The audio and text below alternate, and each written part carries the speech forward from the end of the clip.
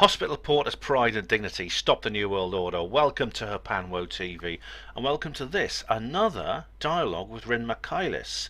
This programme was originally broadcast on Rin's channel. This is a mirror of it with my own little commentary inserted.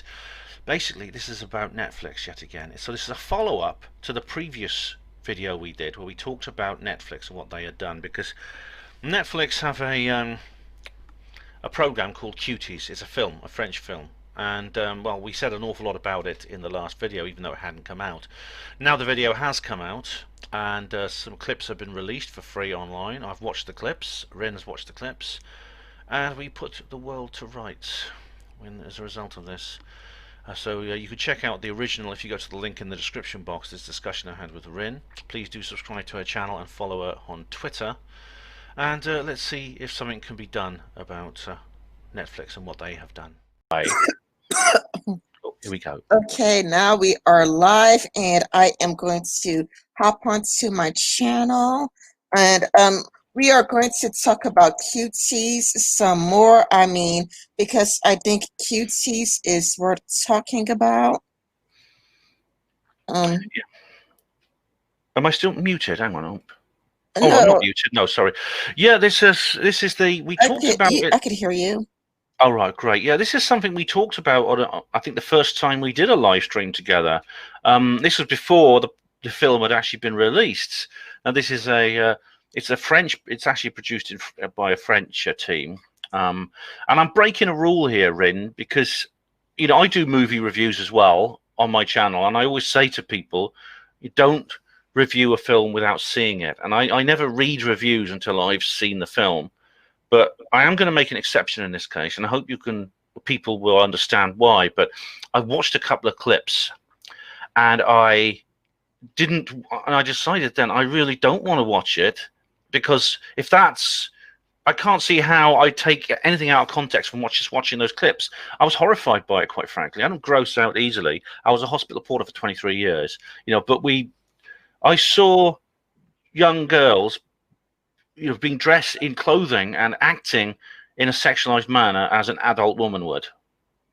Yeah, I mean, and that is a huge problem. Like, I was watching like a YouTube video by Elvis something, like Elvis the Alien. And I mean, what I saw was really, really creepy, because I saw like an 11-year-old girl with her panties off taking a photo of her vagina. And it's like, okay, that is like absolutely creepy and disturbing. It is totally. I mean, according to the promotional material. Oh, by the way, hello, Professor Platypus. Thanks for dropping by and watching.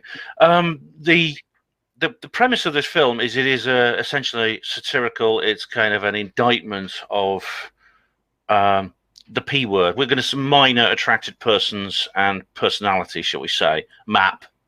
I mean, I know we can't, if we use the P word, it might affect this video because YouTube is so censorious, but the MAP sort of mentality, the minor attracted persons and minor attraction, basically. But I watched like a couple of reviews. I watched Styx Hexenhammer talking about it. You sent me some links as well to other people who did reviews of it, who did watch the film, people whose opinions I do trust and I uphold and I regard as very, very wise, people like Sargon of Akkad. And again, I didn't go as far as to watch it myself, and I don't want to. But they basically made an interesting point. If this is some kind of satire or some kind of criticism, why doesn't it take the form that a satire normally would? And you put it very well. You made a very interesting analogy to do with lynching. So what is it you said?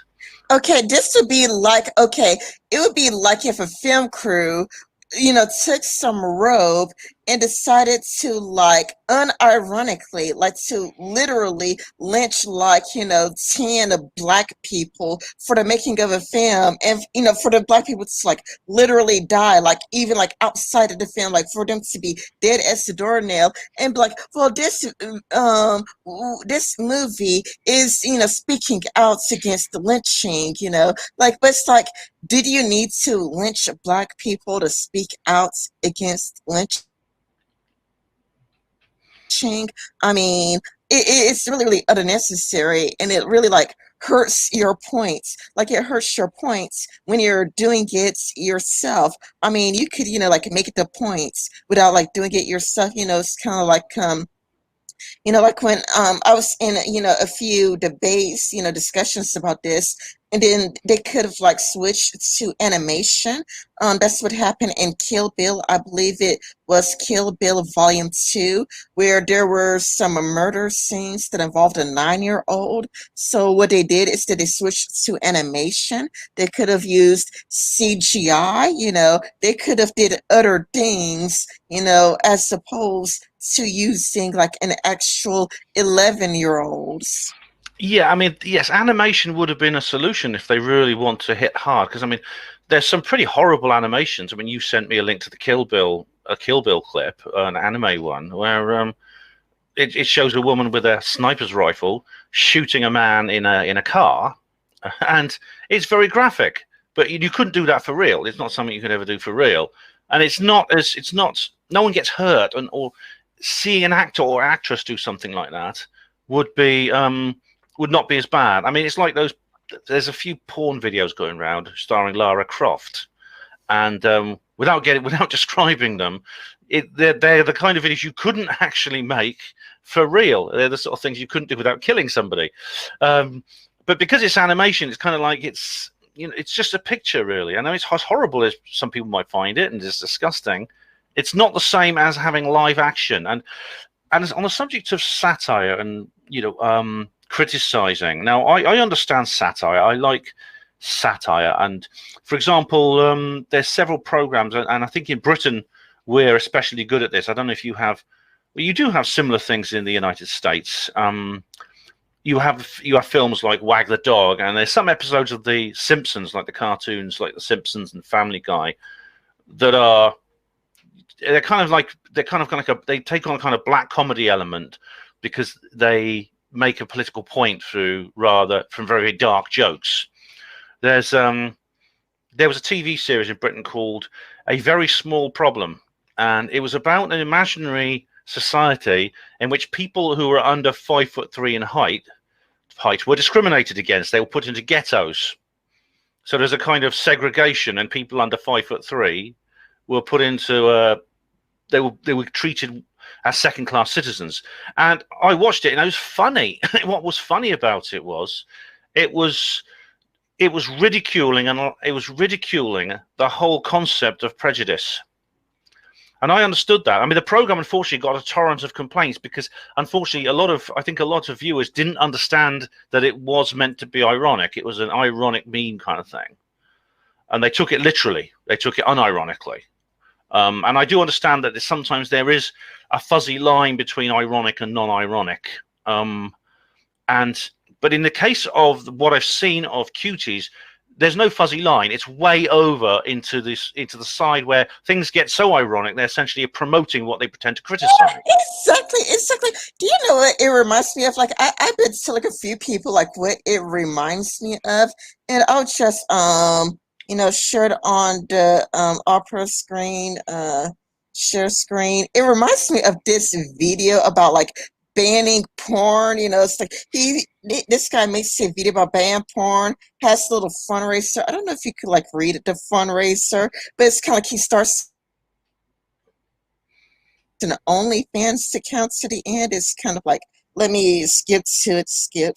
It's kind of like, wait a minute, hold on. It's like here, this is his OnlyFans account. This is him like taking his, shirt off, well, his city off. It's like, oh yeah, it's like a banned porn.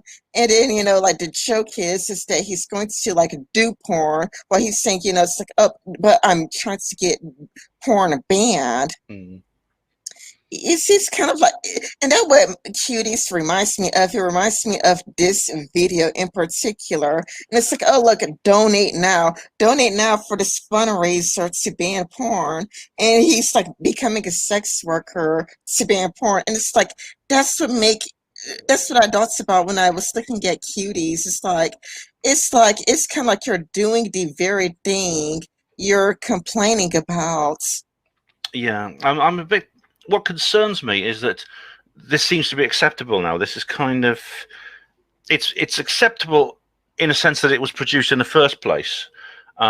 What this will do to Netflix's subscriptions, I don't know. I don't know how many people are going to cancel. I don't know how many people cancel. I hope a lot of people will cancel their subscriptions to Netflix, and then Netflix will realize, like the Gillette razor producers did, that when they do things like this, it just affects their business. So they'll stop then. But you know, there's a lot of people have been defending it, and I mean, you've talked about this, and Sargon mentioned this.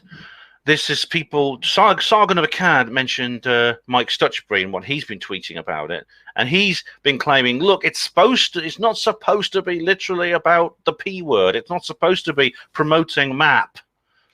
But then, of course, Sargon makes the points that we do. It's so over the top that it has to be.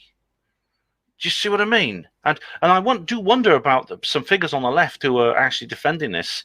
They really, for some reason, they really want to die on this hill. And what's it going to do to their credibility? Inside, like, let me I will show you how Netflix is doing. I just need to find it on my Opera computer. But can you please keep talking? Okay, no problem. I mean, it's I've noticed this. I've noticed the Overton window of acceptability shifting quite a bit during the course of my life. When I was a little kid, you know, there was very little swearing on TV. I mean, the films were swearing in were strictly for shown after 9 p.m., which is the watershed when adult material takes over. You may get the odd swear word, but there's so many great films in the past with no swearing in at all, and some of them are really, really good. In the golden age of Hollywood, literally all films were family orientated all through the golden age of Hollywood. There were no R-rated films at all. But if you look at how the number of R-rated films has increased, it's almost like people build up a tolerance to some kind of level of violence or sex on TV and various other things, drug abuse and things like that. Is this? Oh, this is Netflix, right? Yeah, it took me a while because I have like a gazillion tabs open. It was going down. It looks like it went back up again, but it actually just went down. You know, their prices did drop, but it's increased somewhere. Like, I guess either more pedophiles or I don't know, but it has been dropping there. Yeah, I see it peaked in the end of August, and it's dropped down now. It's hard to know. I think after a while, it'll take a while before the full statistics come out. I mean, whether there's a general downward trend in sales and subscriptions. I don't know how many people are going to cancel over this, but we won't know probably for a while. We won't know. A lot of people did cancel over this. A lot of people did cancel over this. Like, they are really they're going down. I mean, they are going down, but it does look like they went up a bit. They went up a bit. They went down on some areas generally, but when it comes to media / entertainment, they went up 3.75%. But I don't know why it went back up. I don't know why. Worse, did some of the people canceled only to virtue signal? Like, was it for a show that they canceled? I don't know, but it could be that it could be some maps, like you say, who deliberately subscribe because of this, or it could be like you say, a virtue signaling thing, and after a while they reconsider and realize, yeah, but I do want to watch that Love Island, you know, I can't watch it anywhere else, and they resubscribed. I mean, unfortunately, there is a lot of weakness among people generally, I've noticed, which is a sad thing. But I mean, my own view, I've actually taken a very dim view of Netflix for a long time. I've never subscribed. I made up my mind that I wouldn't a couple of years ago, actually, because when Cassie Jay's The Red Pill came out, it's a great movie, The Red Pill. It's a documentary about her. It's a kind of autobiographical. It's about her herself, and she was a feminist who decided to do a documentary on the MRM. So she got involved with men's rights activists and traveled around with them and interviewed them. And by the end of it, after spending a little while with them, she became like a sympathizer to the men's rights movement and made a film about it called The Red Pill. This film was banned. This film was banned on Netflix. Now, whatever your opinion of MRAs, I do wonder what you would think about the fact that a movie outlet specifically dropped this film from its schedule, and it said the reason it was doing it was because it promoted misogyny. So it does. Well, firstly, does it promote misogyny? I would say definitely not. Secondly, even if it did, is that a justification to stop people seeing it? People who are paying money to see movies, they're paying this provider money so they can watch films, and this provider is censoring and filtering what kind of films they can see. And it's ironic, Rin, in the extreme, that they drop a film about the men's rights activists, which is pretty harmless, I think, certainly not misogynistic. And what do they put in its place? A film which promotes MAP. I mean, you couldn't make it up.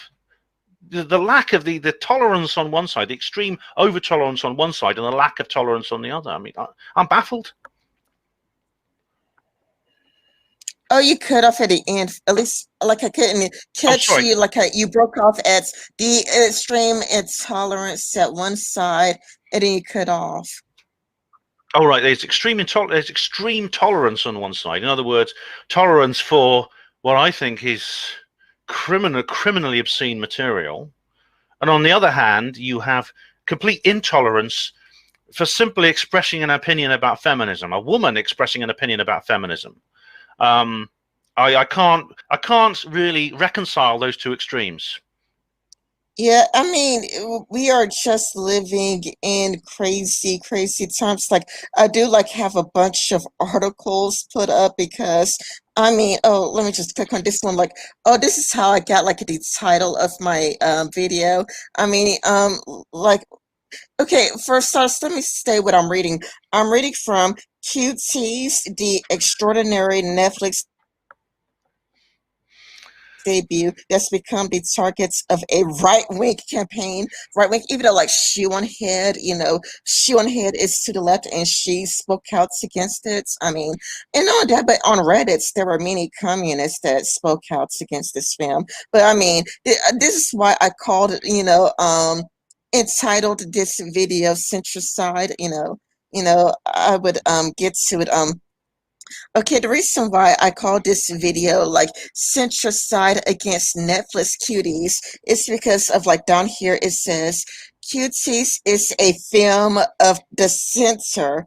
And I'm like thinking, no, it's not, because like, like I'm a centrist and I hate the film, but I haven't seen it, but it's kind of like I've seen enough. I've seen enough to hate it. And it's like Cuties is a film of the censor and it's aesthetically of the censor. It's kind of like, oh yeah, this is a centrist film. And like I sort of joke on Twitter saying like, well, it's like if this film represents centrism, then call me an anti-centrist. Yeah, a centricidal maniac. Yeah, it's kind of like if this is the film of the censor, then I'm an anti-centrist. It's like abolish the censor. I mean, it's kind of, but I really doubt it because of how many downvotes the trailer has gotten. I mean, hold on, let me pull up like how many downvotes this thing has got. Yeah, I'm curious to see. I'm curious to see it. Actually, I should add my own thumb down to it. Actually. Yeah, add your own thumbs down to it. Let me just find the video and just mm, let's see. I'm not gonna give it any watch time though. I'm just gonna have the video on pause because I refuse to give this thing any watch time. Okay, screen share.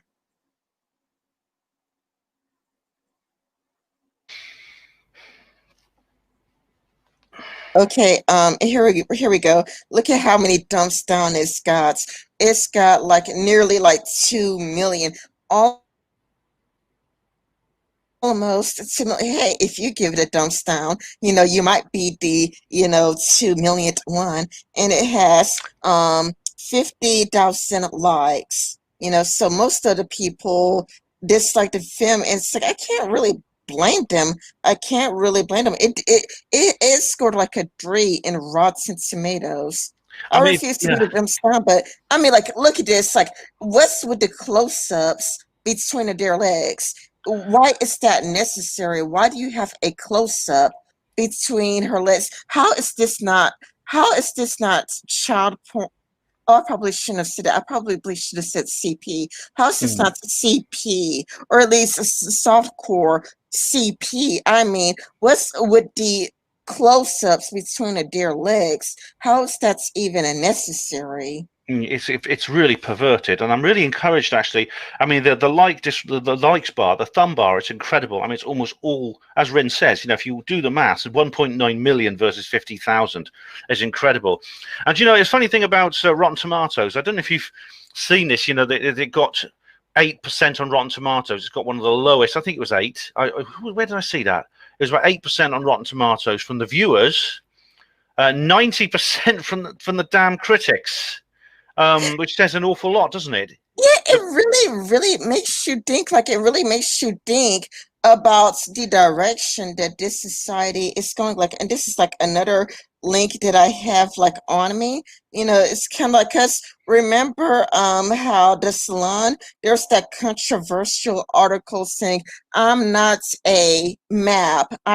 Like, I'm a map, but I'm not a monster. I won't say the P word that could hurt the channel, but I found this. He was a P word. Could not help. He was not a monster or a molester. The system destroyed him anyway. And like, I dropped down, but Jacob had never touched a child. He had contact whom he thought was a 10-year-old. Okay, he contacted a 10-year-old, in a chat room, and he made plans to meet up with her. Made plans to meet up with her. When he arrived, he discovered he had been corresponded with an undercover police officer, and he was arrested for luring a minor. Then he is a monster. He is a monster. He contacted whom he thought was a 10-year-old and made plans. What adult makes plans to meet up with a 10-year-old who goes, "Hey, I want to meet up with you"? Like, if I was talking to a 10-year-old, I wouldn't talk to a 10-year-old point blank, period. And he is planning to meet up with the kid, and it's like he got arrested. The FBI isn't going to arrest you for no reason. You would have to be, a monster. But the salon has, the P word. I cannot help. He was not a monster. The system destroyed him anyway. Like, well, he definitely is a monster. If he's yes, I mean, this is something that we get in Britain, especially in Britain, and some in Ireland as well. I don't know if it's not so much in the United States, but there were actually, in this case, it was a police officer. There were actually amateur teams of P word hunters, map hunters, they call themselves, and they have lots of Facebook groups and things like that. And they do this. They set up decoy accounts pretending to be children, so that when the P or the map approaches them and starts talking to them, very often they talk in a lurid manner, and they post a lot of sexual material at this decoy. And when they arrange to meet the decoy, the map hunters then come out with a camera and they film this person. They call the police. They get the person arrested because it is an offence. I mean, they say this person, Jake or whatever his name was, he was not a P word, but obviously he had an attraction to minors, which is a mental illness. As I said the last time we spoke, if you are one of these P words and you've not touched a child, well, that's good, but you need to get yourself sorted out medically. So you need to go to the doctor. You need to doctor say to you've got this problem. The doctor will refer you to a psychiatrist. You need to get this. You need to find out why you have this unnatural urge before you actually do harm somebody. And in the case of this particular person, he did commit an offence. And well, obviously, maybe this is an opportunity for him now to get the help he needs, which is good. But certainly, he should not be allowed to wander the streets and be told, "Oh, there's nothing wrong with you. You've done nothing wrong." Yes, he has done something wrong, and it's a good job. It was just this, and it wasn't a real child. If it was an undercover police officer, they're actually doing him a favour, these undercover coppers, by doing this. So I'm glad they caught him, and well, I hope he gets the treatment he needs before he's allowed back into public life. Yeah, and like, it's like, again, like, there were so many people defending this on Twitter. So so I have this article up to show, the harm it caused. Like, I found this because it's Sargon of Akkad. Like, I was watching him discuss it, and I wanted to discuss this too. Natalie Portman opens up about experiencing sexual terrorism after starring in Leon at 13. And this is important to go over. This is so I intend to go over the whole article because it's really, really short anyway. So I'm going to read the whole entire article.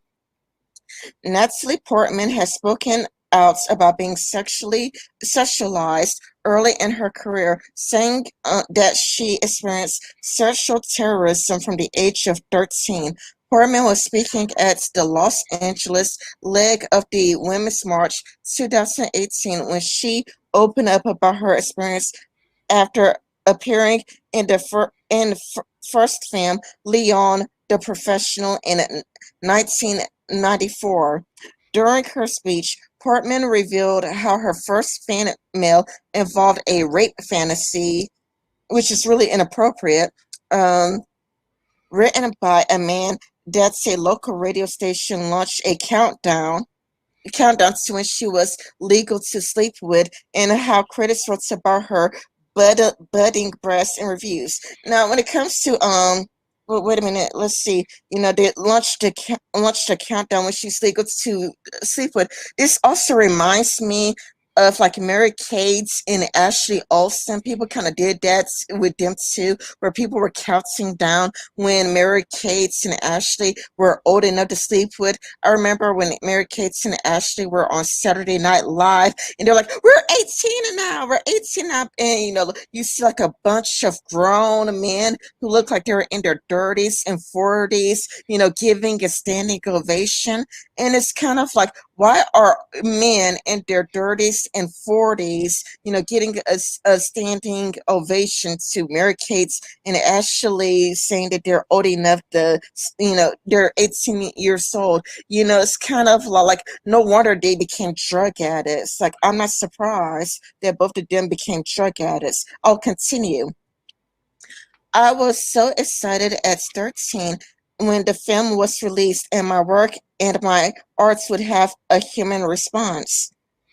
Portman said, I excitedly opened my first fan mail to read a rape fantasy that a man had written to me. A a countdown was started on my local radio show to my 18th birthday, euphemistically the age I would be legal to sleep with. Movie reviewers talked about my budding breasts in reviews.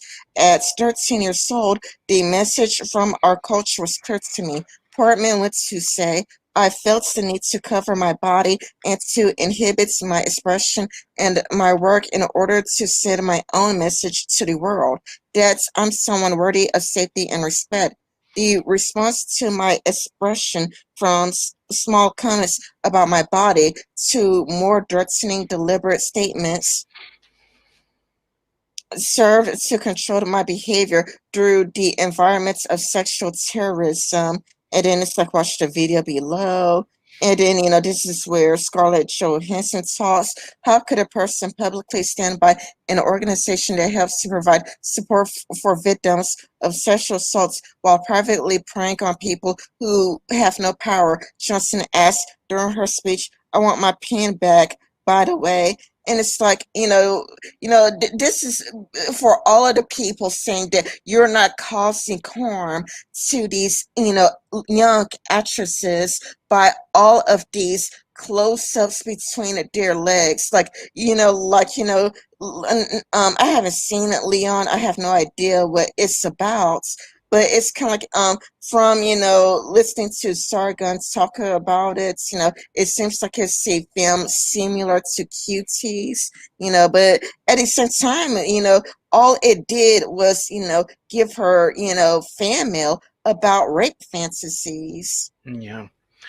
It's good to see the Women's March actually covering a legitimate gripe for a change. The I've not seen the film, like you said. I mean, I didn't watch the film in 1994. I certainly wasn't interested in review literature at that time, so I didn't see the reviewers talking in that way about this young actress. If they were, then shame on them. That's a horrible thing. I mean, they referring to her in a sexual manner, firstly describing her breasts, which were sort of growing at that age. They were small, but they were growing and things like that. And the countdown clock to when she's legal to sleep with. I mean, this is what are these people? That is it's unbelievable that such a thing could be tolerated. And of course, it's not like even if she was like even if an adult was talking to her like this one to one, it would be bad enough. I mean, because I've known adults who talk like that. I've known adults talking like that to me when I was a teenager, and it really embarrassed me. But she's in the public eye. She's like a 13 years old, a public figure. And as for the fan mail, I mean, the police should have dealt with that, because the post office can actually trace these things, and identify the person, and that really should have been dealt with by the police, because that's a horrific thing to send to any woman or man at any age, but to send it to a teenage girl is despicable. And I think this throws a new light on things like Cuties, because if this is really what the movie industry is like, right, if that's what it's like, and we've got other evidence as well. Remember Corey Feldman and Elijah Wood? These are two young actors who spoke out about their own sexual abuse at the hands of the movie industry when they were young actors. Then they bring out Cuties and they say, oh, it's only ironic. Even without this extra additional disgusting activities, it would still call that into question. But with it, I think we've got to look at the movie industry as, in a holistic way, as something that has institutional perversion. I mean, do you remember Milo talking about the pool parties he attended and things like that?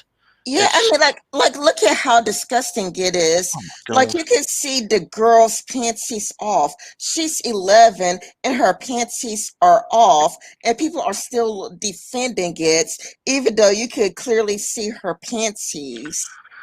Yeah, I mean, as a father of a young girl, well, my girl is now 25, so she's grown up, but I find that enrages me to see something like that on a screen. It really does. I remember when my daughter was younger, and I would have done anything. I can't think of anything bad enough to do to anyone who would do that to my daughter and put her in front of a camera and make her do that. What effect is this having on the actresses who were in this film? These just young girls. I would think that it would be, like a really, really bad thing for the young actresses, because, like, remember, like, what happens, like, Natalie Portman, Natalie Portman, she says that she, experienced, and I'll put it right back up on the screen right quick, because I do think that it is important to know, like, what you're actually doing to these young girls, and it's viewed as sexual terrorism. It's like she's experiencing sexual terrorism at a young age. These guys are sending her their rape fantasies about her, and she was doing arts. Like, she was thinking that she's doing good and she has arts, and it's like they don't really care. They do not really care, and it's like, I mean, do you want to see people defending this shit on Twitter? No, certainly not. I mean, this is just it's unbelievable. What's unbelievable is that the thing is, there's some big names defending this on Twitter. That's the oh reason. God.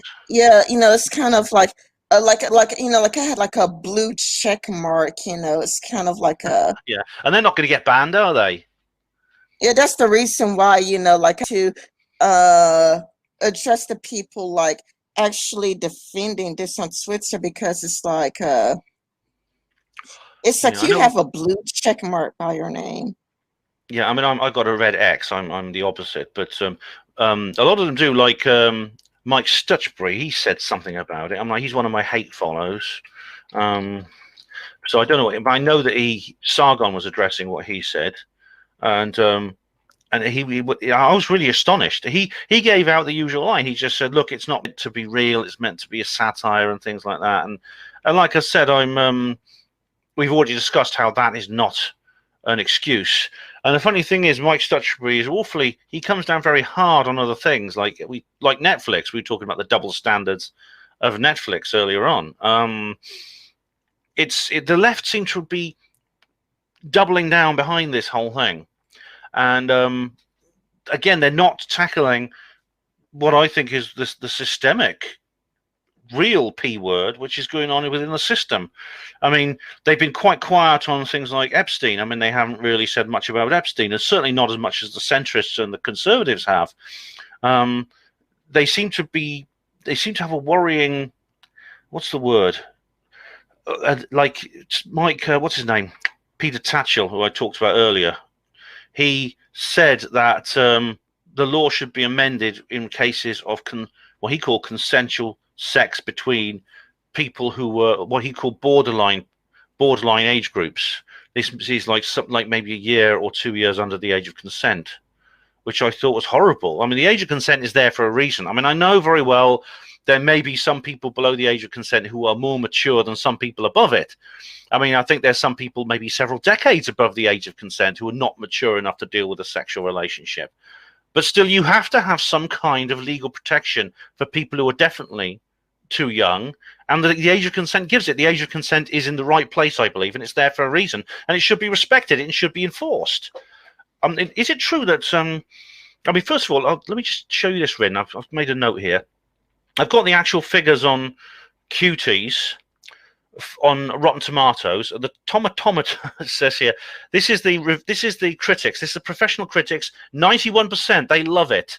Okay, audience score 11%.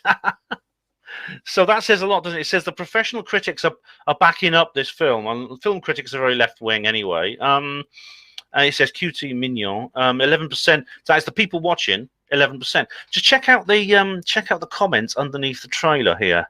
It says here, these are Muslim people, I hate this. Christian people, I hate this. Buddhist people, I hate this. Hindu people, I hate this. Everyone, I hate this. It's the critics are all really, really scathing, every bit as much as the likes and dislikes. Yeah, he says, what drugs are people on who make decisions at Netflix? Yeah. I hear that Netflix might actually end up facing criminal proceedings over this. I hope so. Yeah, I heard that too. And like this is a blue check mark defending Netflix. By the way, if you're outraged by the sexualization of underage girls, I'll assume you're not a fan of the guy who bragged about barging in on underage beauty contests in the states of undress. And then, I'll skip that one. No, many people are disagreeing about what it is. Incidentally, anything can be petabytes, including, oh my goodness, including a video of kids on the beach in swimsuits. I mean, it all depends on, like, are the kids, like, just running around in swimsuits in a movie, and it's like a really short parts of the movie, it's like, I mean, it's like, it all depends, because in Cuties, the little girl has her panties off. Yeah, there's a slight difference, isn't there? Yeah, there's a difference between, a girl with, her panties off, taking a photo of her vagina, and, a photo and a video of kids on the beach in swimsuits, it's kind of a lot like, I mean, unless they're doing these same gestures, like, if they're making, slutty little, I hope, YouTube doesn't hurt me for saying the S word, but unless they're making, like, sexual faces, and, it's like, it's like, unless they're like, having their legs spread, if they're just running on the beach, if they're running and doing volleyball, I don't think anybody would complain about that. But, it's like the problem with Cuties is that, the close-ups between their legs, the close-ups of between their legs. Exactly. If you are a P word person, and you see young kids running around in swimsuits, yes, you may find that it titillating. Now, if you're not a P word, you won't, you see. You'll just see little kids, you'll see them as children running around having fun, as I would, and there's nothing wrong with that. That's not drawing attention to somebody else. I mean, to somebody because on a sexual basis. The difference with Cuties is it's specifically, unequivocally, in an objective level, emphasizes the sexuality of these children. And that person, it's interesting what that person said in their profile. I think they said they're pro reason. What was it they said, Ren? Pro reason, pro Oh, I neuron. have more. I have more. Like we're really gonna go like deep in, really into this. It's like it's kind of like it's kind of like this guy says keep digging because they know that she's making a fool of herself, and this person. I mean, it's like it's a way to this is it's like a going off on it's like what does this have to do any with anything? It's like I see you also think that people dying of COVID-19 is no biggie, so unpredictable mutes. It's kind of like where is COVID-19 mentioned? She must have went into his profile and dig for that. I mean that is completely unrelated. Like how Yeah, pathetic are you? Like you are conceding that you cannot justify, you cannot really justify this, film because you had to go and dig through his profile for anything. She's clearly desperate. yeah. I mean, this is what's COVID-19 got to do with this, and also, like I said, if you're in an argument with someone and you have to get all channel pagey with them or profiley with them and go start looking underneath the argument to try and find ways of discrediting them, that is simply an ad hominem attack. It's interesting. She says she has Russian roots here. I mean, there's that book Lolita. It's Vladimir Nabokov, I think, is the author. Um, because that was a very controversial book that came out a long time ago. It was written by, yeah, it's again a Russian American, Vladimir Nabokov, and I think it's from 1955, but it is obviously a book about a map, a person who is a map. It's kind of like a map fantasy, and I've got nothing. I don't suppose I've got nothing against, for example, people. If people are maps and they want to express how they feel, that's good because if there are maps out there, I want to know who they are. Especially if I've got young kids, I'd like to know who they are. But I certainly wouldn't promote it. If I had a bookshop, I wouldn't want to stock it. I wouldn't want anything like that. Even though it's regarded as a classic novel, I wouldn't adapt it into a movie or anything like that. Now It's this is now this is where things get like really interesting. This guy says or operating the teams, and this guy's like a Biden supporter, so he's in agreement with Kathy Young. Kathy Young. So this is where Dean starts to take an interesting, turn. This guy says, "Who is arguing that cuties is bad, but child beauty pageants is okay?" Strikes me as a rather rarefied lots. I mean, it's like this is good because it's kind of like there is so much what's about ism, like what's about ism, like what about Trump? It's kind of like who is actually arguing that cuties is bad, but child beauty pageants is okay. It's kind of like you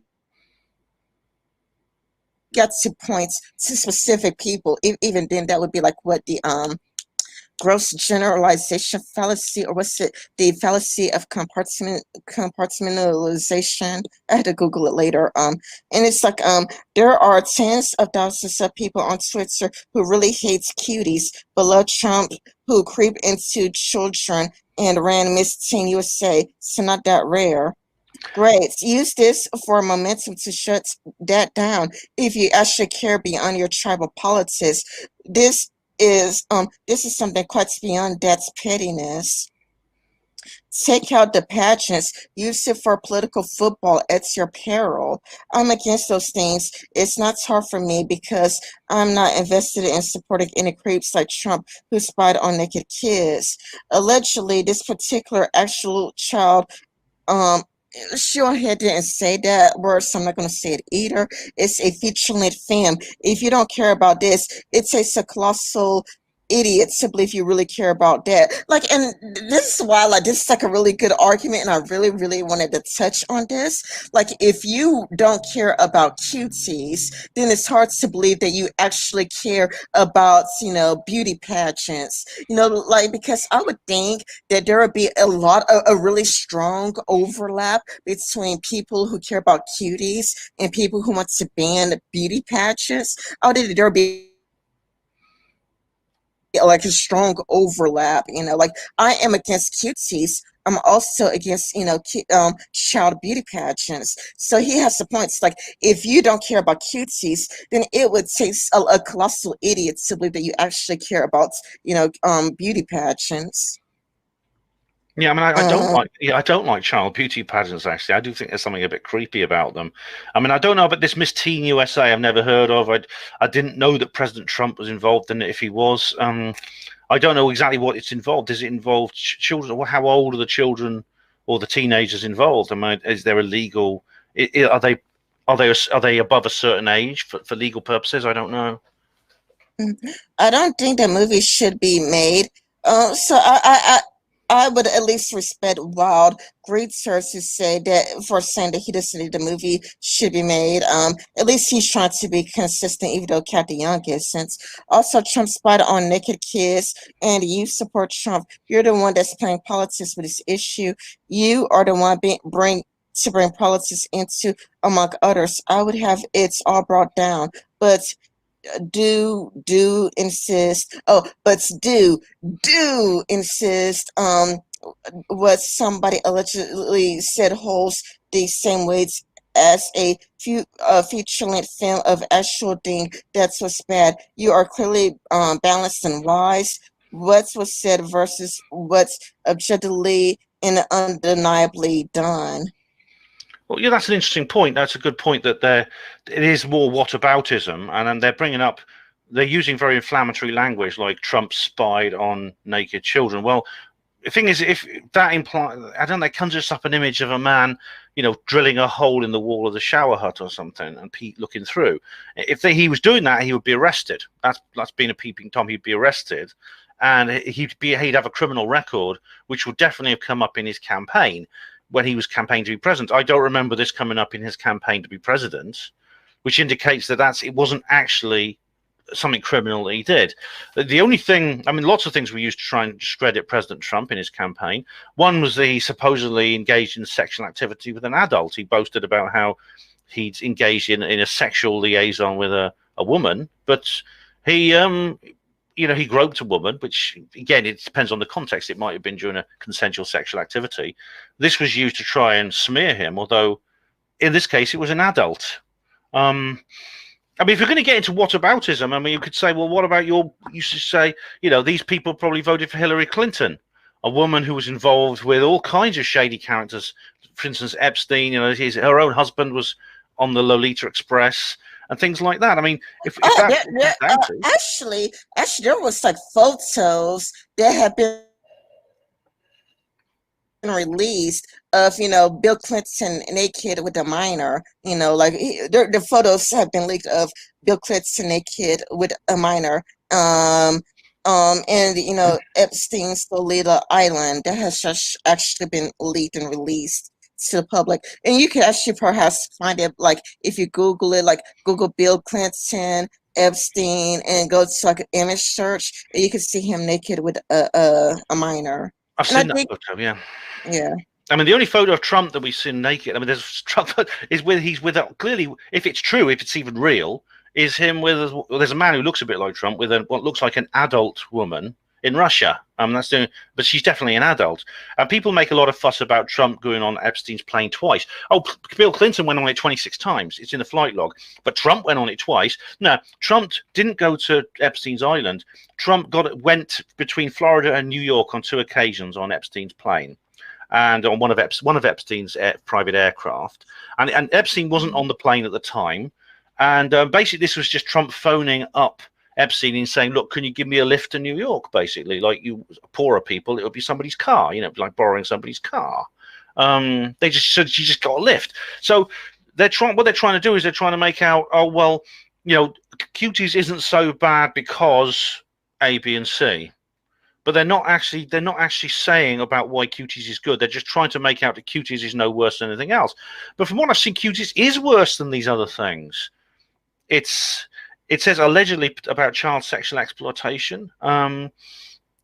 he says, if you don't care about it, it takes a colossal idiot to believe you really care about Yeah, this. I read Same about that, thing. but this is like just the perfect. It's just like so perfect because there are people who like defend.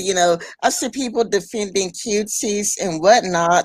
And it's kind of a lot like they want to get into arguments, they want to get into fights, and it's like he has like the perfect response. It would take if you don't care about cuties, then it would take a colossal idiot to believe that you care about, child Mm, beauty patches. And I have like more tweets, more tweets. I had to put it in my bookmarks because it's like,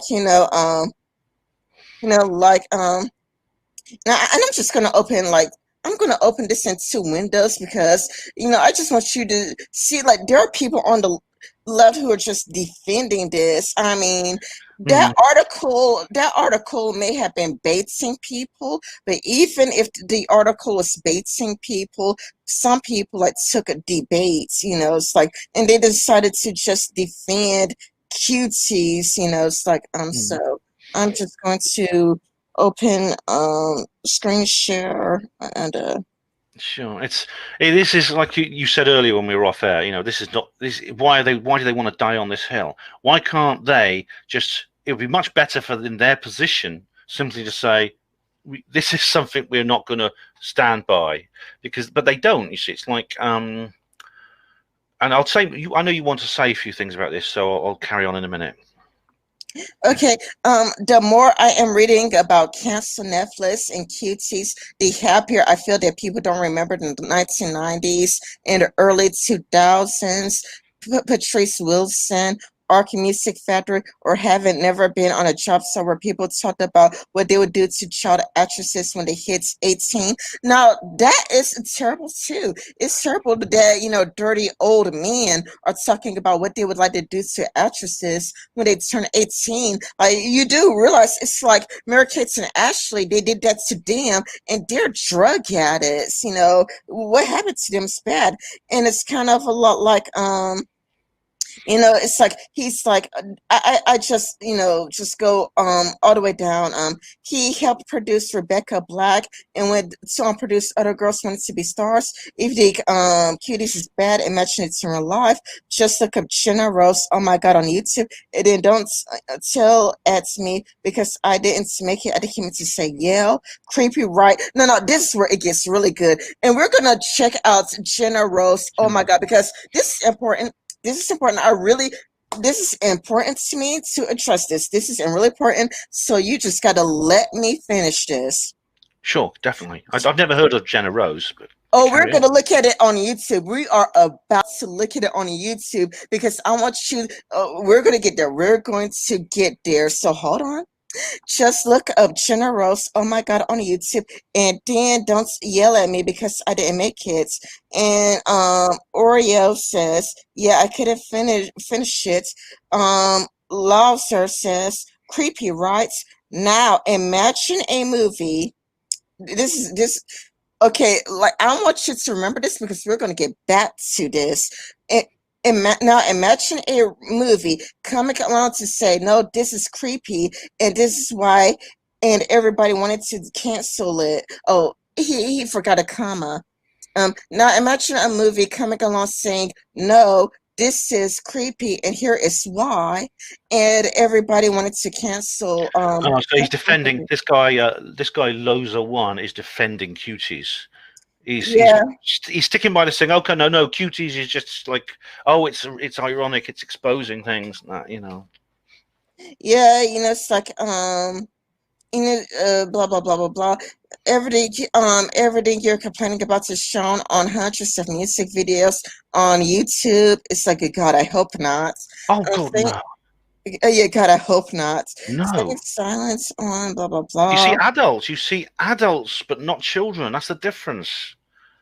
Mhm. Sure, in adverts and in music videos, there's a lot of pornography or pornographic type images, but it's adults in them. And it's like, hey, Jenna Roast, oh my God, YouTube did come back with me. So we're going to look at it. We are going to look at it right now. And this is really important. This is really, really important. Um, you know, We're gonna go because he keeps bringing it up, bringing it up. He keeps bringing it up. And let me screenshot. It says this is more infuriating than Google Hangouts. But here we go. Look at the like or dislike ratio. Are you there? Hello? Yeah, I am. Sorry, I was muted. This is Jenna Rose. I'm not seeing this. What's So this is a. Is this like, who are these people dancing? Are they adults or kids? I mean, is this They're like a? 12-year-olds. Oh, cool. So, well, they look like. So, what do they do in this video? I mean, you may not want to show it. Could you describe it? They're dancing. I think they're just dancing. I don't want to play it in the No. background because copyrights. Let me have a look. Let me just have a look at here. Hang on. Jenna Rose. Uh, yeah, I have a screen share so you could type it out. But look at the like to dislike ratio. It's like look at the like to dislike ratio. Oh, I see it now. Yeah, I see it. Yeah. And Yeah. I This is. mean, like look at the comments. The comments like the person's like, guys, she was only 12 when Let me this just was mute it. Hang made. on. I'm just muting it just so you don't get copyright on it. Oh, bloody heck! This is. Oh, they're like pelvic thrusting and things. Like they're doing like this dirty dancing. Yeah, she's 12 years old. She's 12 years old. And let me read the comments. In the God. comment section, it's like Melissa Clark says, guys, she was only 12 when this was made. Her and her family were lied to and scammed during the production of this video. She made a video on the subject this year, and it's definitely worth a watch. She has grown up to be very skilled and beautiful young woman. There's no need to hate on somebody for something that occurred when they were 12. So she was 12 and her family were lied to and scammed. All right. This is a 12-year-old, and Yeah. just look at the like to dislike ratio. Yeah. I mean, it's. I'm looking. I'm not playing the music. Just I don't want to get a copyright strike on a channel. But I look. The video shows these girls twerking, and she's wearing a costume with like angel's wings and a tutu with bare legs. And I'm not hating on her, but the people who even thought about putting a 12-year-old girl in something like this, there's something very wrong with that. There's something deeply disturbing about that, and it's almost like they want to try and make this normal. We talked about this in a previous video. It's almost like they want to get people used to it, and I'm glad there's so many dislikes on it because people are not getting used to it. People are clearly resisting it. No, no. Like, look at the dislike ratio.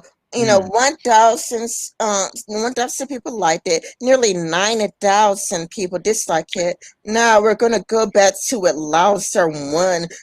Big brained take on it. Louser one. It's like open. Mm. Let me put him back on. So this is the guy who was defending. This is the guy who was defending cuties. Yeah, yeah. The It's white like guy. just look up Generous. Oh my God. The one that's bombarded with downvotes on YouTube. And then don't yell at me because I didn't make it laugh out loud. And it's like, yeah, I couldn't finish it. It's creepy, right? Now imagine a movie coming out along saying, no, this is creepy and this is why. This is creepy, this is why, and everybody wanted to cancel it. Well, why on earth do you need cuties for that? In a video that's bombarded with downvotes. Yeah. It's not an acceptable form of our culture in any way, shape, or form. This is such a disingenuous take. Like he is, actually looking at a video bombarded with downvotes and saying that cuties is necessary to address that. He's absolutely wrong. This completely different. I mean, there are programs I've seen, films I've seen, in which do that. They take child exploitation and they satirize it into like a drama. For example, I think there's an episode of Matlock, I think, the detective series, where he goes after a paedophile ring. The famous detective goes after a paedophile ring, and it's been led by a judge, And in a dramatic final scene, like they arrest him in court, but there's lots of scenes of children in it, and they are like they're like wearing, and like the text says, "How come you're wearing that?" And she's wearing a very revealing, little girl wearing a very revealing dress, and but it's not like she's not twerking and spreading her legs. She's just dressed in it, and these, you see, the irony of it is the viewer can imagine for themselves exactly what that girl is going to do in another scene, where the scene moves on to another character. They just show her in this dress, and you understand immediately. It doesn't have to be shoved in your face. You understand immediately what is being implied. And that I think is a suitable way to satirize child exploitation. You don't satirize child exploitation by making a child exploitation movie. So that Matlock episode actually handled it very well. This doesn't. So if he'd made that point about the Matlock episode, I'd agree with him. But he doesn't. He makes it about Cuties. Yeah, I mean, it's kind of like there's just like so many things wrong and creepy about the film. I mean, I did see, people on the left, calling this shit out. I mean, if there's anything that could give you hope for the left, I mean, let me screen share again. I did see people on the left calling it out. Hold on. I'm glad some are, yes. Yeah, if this is what actually happens in the movie, why are some leftists pretending it's no big deal? I am very concerned. It's like she's calling out the left, she's in the left and she's not doing, the tribal politics things. She says, like, why are some leftists pretending it's no big deal? I'm very concerned because it's like, yeah, you should be concerned. Like, this should be a nonpartisan issue. It shouldn't be like a left or a right divide. It should be something that we could all agree on. Yeah, I mean, I'm glad there are people on the left in politics who seem to have that kind of introspection and the ability to see their own kind of political tribe in a way as an outsider would. So they're able to assess it critically. I mean, our friend Lonely Wolf is an example of that, I think, and there's many others, which is a good sign. It's actually is a good sign. It's you see, on the left has a track record, I think, for turning a blind eye for this sort of thing. It is very often conservatives who will call these things out. For example, and again, it's a non-partisan issue when it comes to child sexual exploitation. I mean, for example, the Rotherham scandal here in Britain, which has now become an international scandal. This was covered up essentially by members of the Labour Party, which is the centre-left party here in Britain. I think it's to do with racial politics as well, because the perpetrators were mostly non-white and the victims were mostly white, and I think that influenced them. But there's lots of other issues where there's without the racial element, such as the church, scandals within the church to do with abuse. The Pope, I mean, it's not about children so much, but there are scandals to do with children in the church. But the Pope has just come out and admitted that there was a convent in which the nuns were being raped all the time by priests and things like that. It's very often it's the centrists and the conservatives who were the first to understand this and to call it out, and in this way they make a lot of they gain a lot from the left in terms of, I think, moral standards, quite frankly. Yeah, like, and people want to defend this film. Look at how many adults are in the audience smiling. Like, what I did is that I put a red box on everything that looks like a smile or a fake booing. Like, you can see this guy in the back smiling. You can see her and him clearly smiling. You can see the old lady clearly smiling. You can see, the blonde woman, like, even though she's booing and then she's, giving a dumb style, she is still smiling. Look at her cheekbones, look at her cheeks, she's clearly smiling.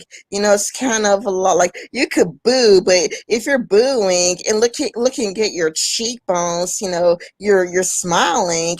I mean, if girls are touching themselves while dancing, you shouldn't be smiling at all. No. I mean, is this a screening of Cuties? This is a screenshot that I took. So are they watching the film? Are they watching Cuties? No, they are watching, the erotic dancing where they're on Oh, right, stage yeah. in that skimpy outfit, and then they are doing those erotic dance moves where they're spreading their legs and they're touching their crotch. Yeah. Look at the adults. Look at how many are smiling. She's smiling. He's smiling. The woman in the front row is smiling. The little old lady is smiling. The blonde woman doing the dumps down Chester is still smiling. You can see by Mhm. her cheekbones that she's clearly enjoying it. The man in the back with his arms crossed, he's smiling. The Asian woman, it looks like a fake, she looks fake with a furrowed brow, but it's like I'm looking at her cheekbones, and looking at her cheeks, it looks like she's smiling to me. Yeah, yeah. I mean, it does. I mean, these obviously, I don't know what the point they're trying to make in the film is, because there's nobody walking out, there's nobody standing up for the children. I mean, I don't know what the plot of the film is. I mean, does it end happily? Do the children just carry on twerking and flashing, you know, According to flashing their Sean twigs and berries, or what? I mean, according to Stonehead, the main girl Amy, she goes to back to living a normal life.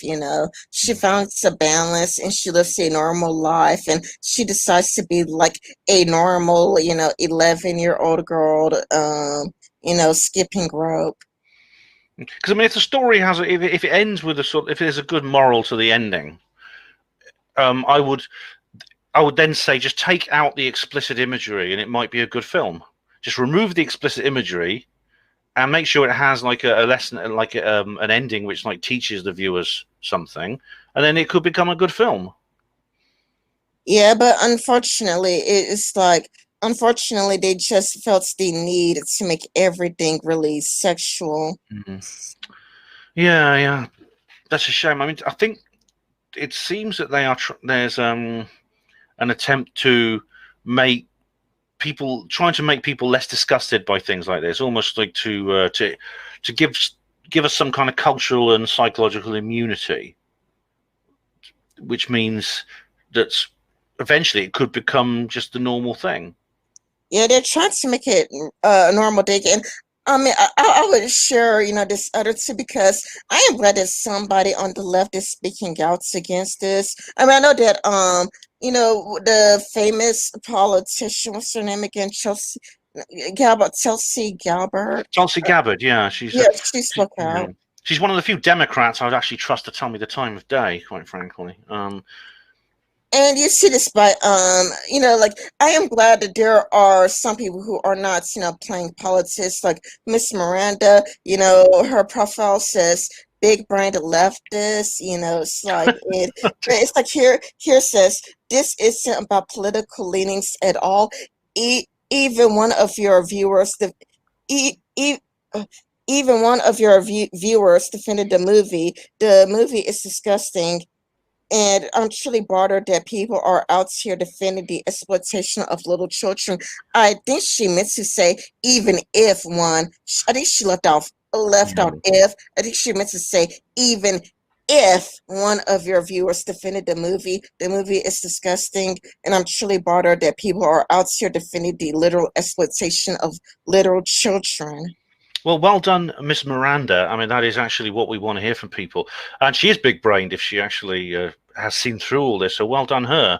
And just wait for her to be cancelled now. You wouldn't believe, honestly, I wouldn't be surprised if she's a target now for some abuse. I mean, the Cuties received a lot of thumbs down. How many millions was it? Was it like There's 2 million thumbs down? almost 1.9 million thumbs down and 50,000 thumbs up. I mean, it's overwhelmingly thumbs down. I mean, this should tell people something. I mean, Netflix, look at your own trailers and look how people respond to them. I mean, do you want this? I mean, it's bad enough you ban things because they're politically incorrect, but now you put a film out which is you can't just say people don't understand it. I mean, you're showing children in sexualized postures. There's no context, there's no storyline, there's no plot device I could think of that could justify that. And like I said, I've not seen the film. I don't intend to. Yeah, me neither. And like she is like speaking out against Lao Sir one, and it's like sure, okay, like let's scroll up a bit. Sure, and I don't think people are arguing that you have to watch it as much as they think that mm, that's accusation is a bit much. An 11-year-old girl flashes her chest, and like Shunhead does say that you get to see like her naked boobs. You do see naked boobs of these children. Really? An Oh God. 11-year-old girl flashes her chest, mimics sexual acts, zooms in on their private parts. How is that not pedophilic nature? Good on you, Yes. Miranda. It's, Good it's on you, Miranda. well done, well said. Exactly. It's all quite clear. When you get down to it's sometimes it's good to ask these simple questions. If you say this is not p word in nature, then what other? You just say, well, what else could it be then? If that's not p word, then what else is? Yeah, it's like What mimic would make it? sexual acts, zoom in on their private parts, flashes their chest, and it's true. Like, it's kind of like you actually would see their boobs. Like they would actually take their shirts off, and you could just see their bare naked boobs. Like you actually see them nude. Um, Oh no, I think they just forget themselves. They don't have the restraint to realise they're being immoral. But anyway, carry on, Rin, because loads no, of ones. What's he saying? now again, I'm not saying like the movie or even the detective is good, but at least take it for the it's not something else. And it's like, she says, I saw and I heard enough to formulate my own conclusions. Just because the director was like, but so I was trying to say pedophilia is bad, all while zooming in on a child's crotch. I'm going to make I'm going to make my opinion off what I see rather than what the director claims. Yeah, that's absolutely true. Because if you believe claims, if they just tell you what you're supposed to think because of what they say, I think that's the wrong way to go about it. You have to look at what they're actually presenting on the screen and think, well, what does this really mean? Not if they say it's something that it's not. If it looks like a duck and quacks like a duck, it's a duck. And if they tell you it's a chicken, do you just go, oh, but they say it's a chicken, so we have to believe it's a chicken? That's the deciding factor, what the director says. No, the deciding factor is what the viewer gets from the film. And I know that'll vary a lot depending on the viewer, but there are some images and some particular themes that are pretty unequivocal, and this, I think, is one of them. As you said, you're filming, you're screening and framing a child in a sexual costume, doing sexual acts, and behaving in a sexual manner. That's a very simple thing. There are no qualifiers to that. There's no yes, but it's there in front of you. You can see it. Yeah, you could see it. Like you could see them with their legs spread wide open and Mm. whatnot. You could see them touching their crotch. I mean, a lot of the things that happen weren't even necessary to happen. Yeah, I mean, it's a film. If they really wanted to make a film that they say they wanted to make, then they should have done it differently. They should have done it. They should have been less explicit.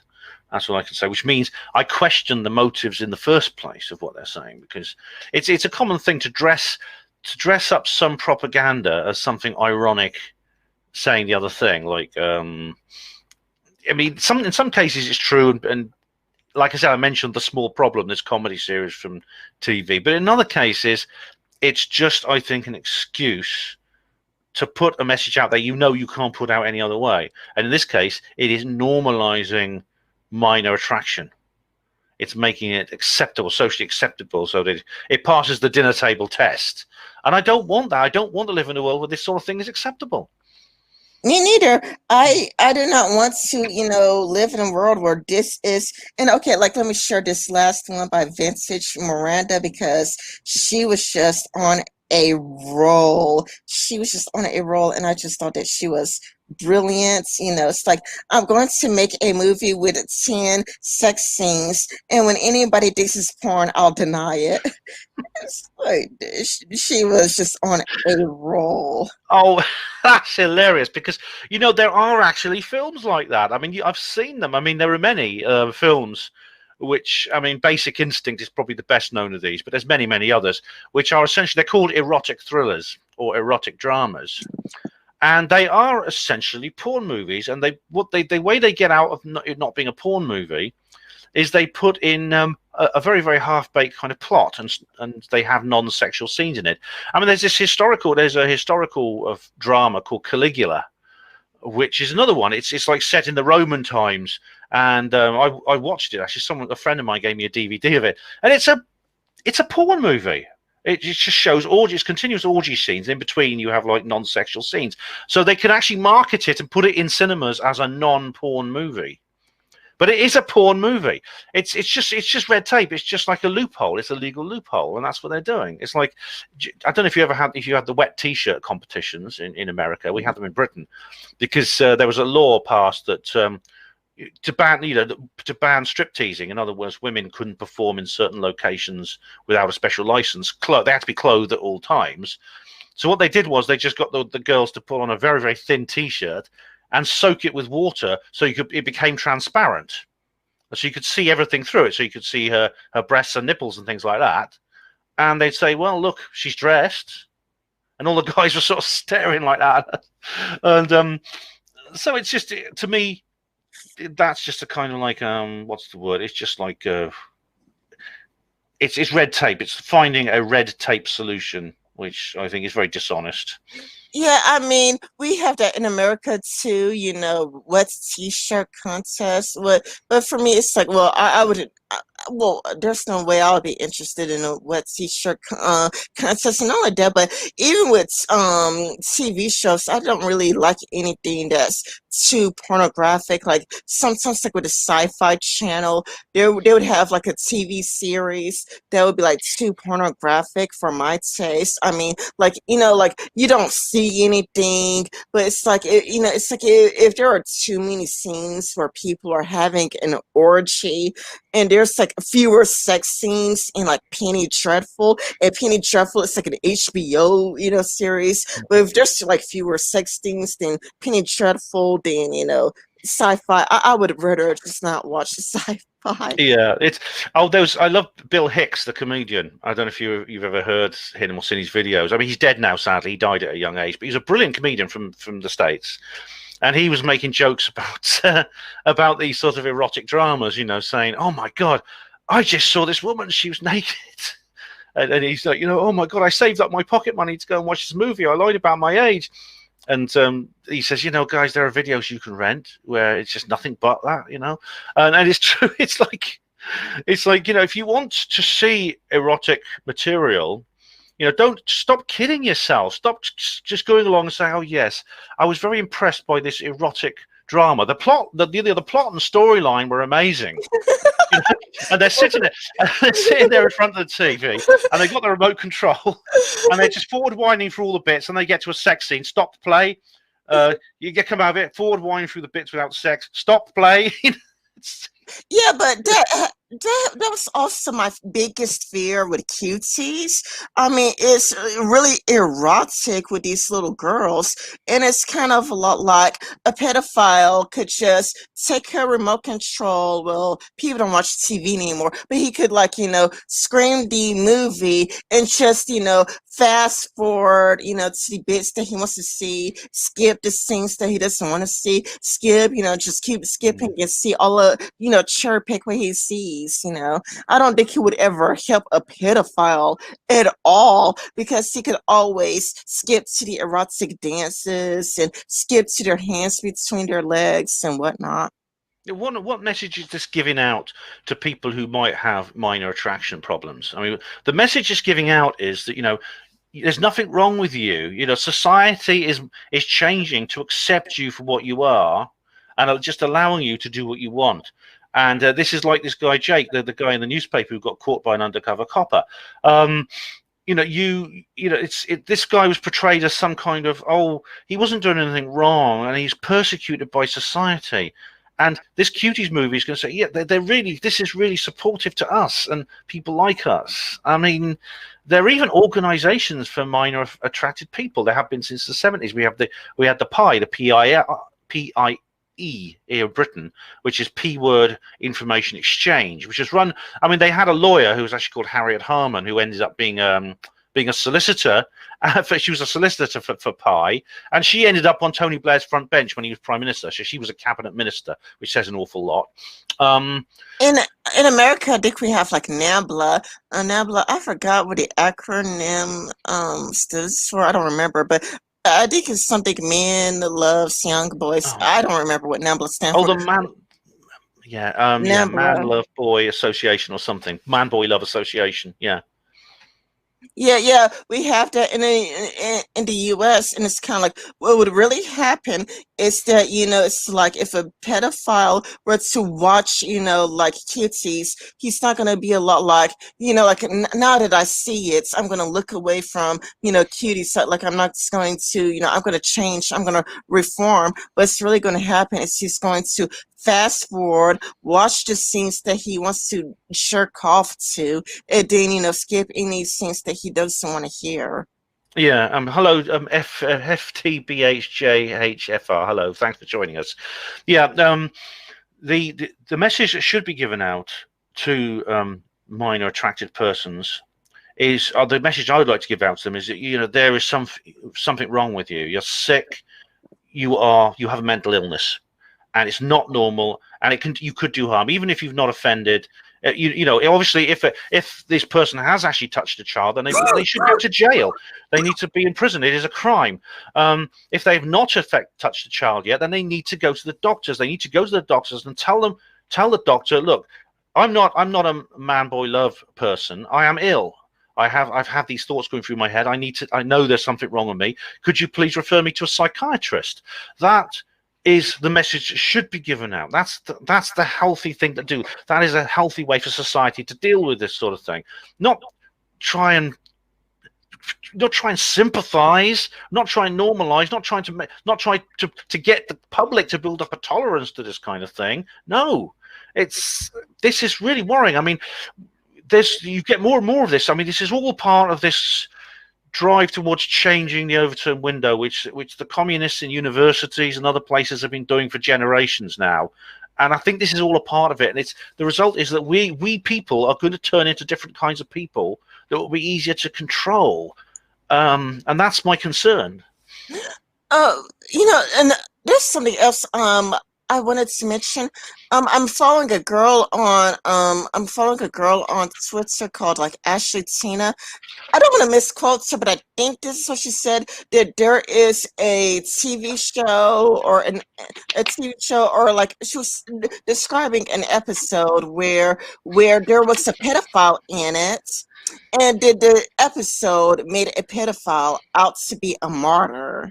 Like I forgot what she said. I forgot what she said, but she said something along the lines of like there was a pedophile in a sitcom on a show, and it's like he had all of these urges, and then he kills himself at the end of the episode because he had these urges, but he didn't want to hurt anybody. So the pedophile. Oh, I shouldn't have said it. The minor attracted person, killed himself. But it's kind of a lot like she was saying that, they turned this, map into like a martyr. And it's like they're not martyrs. Yeah, I'm not seeing this program, but I mean, it wouldn't surprise me if they did make a program which tried to portray maps as martyrs. Like, well, that news story about Jacob, the guy caught by the undercover cop. That's a story of martyrdom.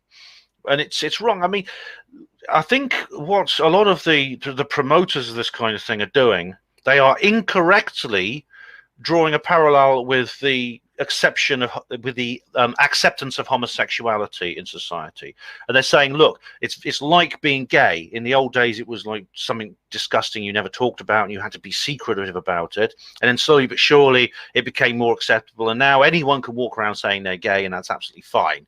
And that's great. And we've moved forward. We've become more progressive, and the P word, the map, is exactly the same.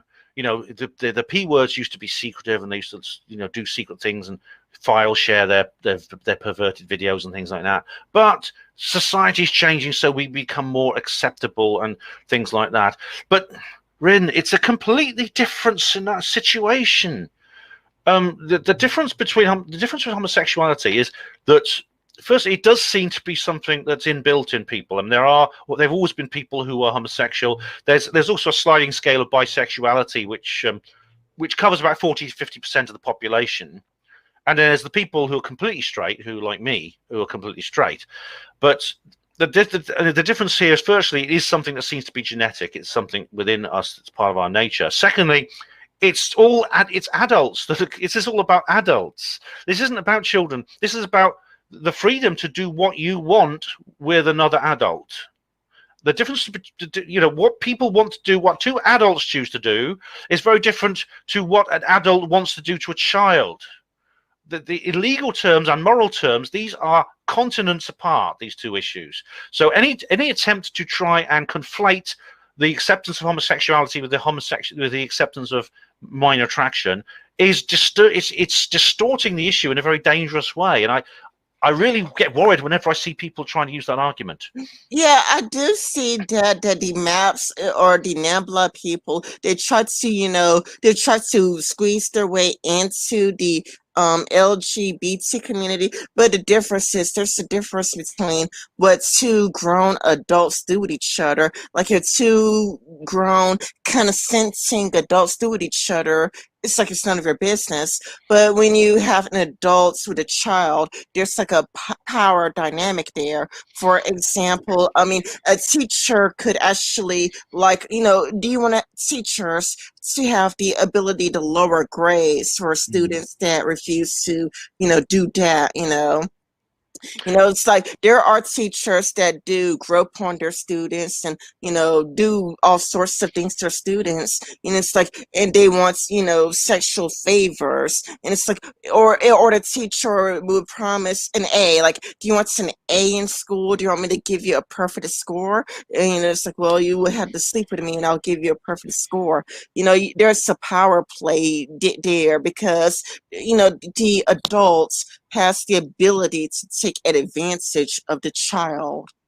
Yeah, and it's quite horrible to realize that a lot of the famous people that you see in the world of the music industry, in the movie industry, have been through that same process. They essentially are put in a situation. I mean, Corey Goode and Corey Feldman and Elijah Wood have talked about this, where you're in the same situation. You get parts in movies, and your profile rises within Hollywood if you do sexual favors for people who have the ability to make or break your career. That's horrific. I mean, it's horrible. Even just talking about it. I mean, I talked before about my own abuse when I was a child. I was in a situation where I was abused, not by a family member, but by someone who came into the family.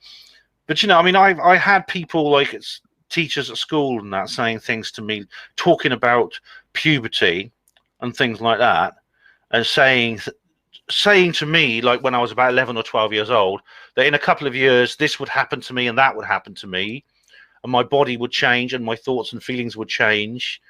And they got quite graphic at one point, and I got really disturbed by it all. I felt really embarrassed, and it was just and that essentially is what's been done to Natalie Portman when she was 13, wasn't it? Only with her, it was like on the bloody radio. Yeah, I mean, and like I've also talked about my sexual abuse, but it's like it's not from my, immediate family. Like, nobody. It wasn't my mom. My dad was never even around. Like, I practically never seen my dad before.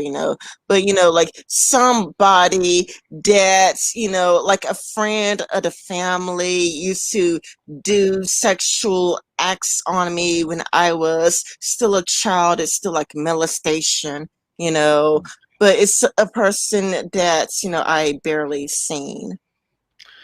Yeah, and this sort of thing it's horrible that this happens in the first place to any child, and it's even more horrible when the society you live in doesn't take it seriously and even seems to take an unironic almost approval of it. I mean, that's horrible. I mean, obviously, like, you're an adult now. I mean, but just imagine you're a little kid and you see something like that. I mean, I don't know what the certificate is of Cuties, but imagine you're a small child and you see that. What does it make you think? What do little kids of that age group think when they see their peers, children of the same age, behaving like that? Uh, well, the sad thing is, there is a thing called the chameleon effect. I don't know if you've heard of it, but kids tend to mimic what they see. Uh, Yes, yes. In fact, I've noticed it with my own daughter. Obviously, it wasn't not in this case that I never exposed her to anything like this, and I never would. But she would act in a certain way, similarly to what her other kids. There was sort of like fashion crazes at schools, and from quite a young age, she was mimicking the other children in certain ways. Yeah. oh man, I tried to go and share an article, but there's this like big thing in the way.